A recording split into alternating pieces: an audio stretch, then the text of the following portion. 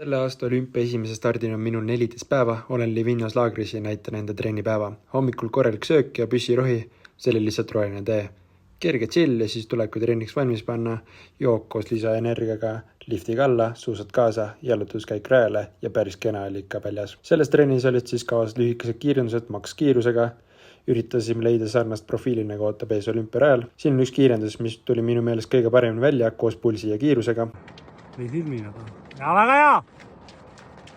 Läks! Hästi!